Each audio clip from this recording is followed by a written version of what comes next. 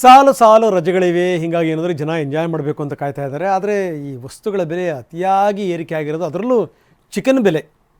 ಈಗ ನೋಡಿ, ತಮಿಳುನಾಡು ಮತ್ತು ಆಂಧ್ರ ಪ್ರದೇಶದಲ್ಲಿ ಏನೋ ಸ್ಟ್ರೈಕ್ ಇದೆಯಂತೆ. ಹೀಗಾಗಿ ಏನಂದರೆ ಅಲ್ಲಿಂದ ಕೋಳಿ ಸಪ್ಲೈ ಆಗ್ತಾಯಿಲ್ಲ. ಕೋಳಿ ಸಪ್ಲೈ ಇಲ್ಲದೇ ಇರೋದ್ರಿಂದ ಇಲ್ಲಿ ವಿಪರೀತ ದರ ಜಾಸ್ತಿ ಆಗಿದೆ.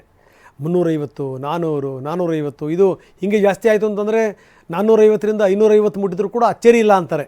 ಏಕಾಏಕಿ ಈ ರೀತಿ ಚಿಕನ್ ರೇಟ್ ಜಾಸ್ತಿ ಆಗಿದೆ.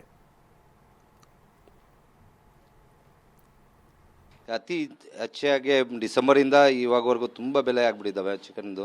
ಮೊದಲು ಬಂದು 240, 220, 203 ಈ ಥರ ಬರ್ತಾಯಿತ್ತು. 250 ರೂಪಾಯಿ ಲಾಸ್ಟ್ ಆಗ್ತಾಯಿತ್ತು.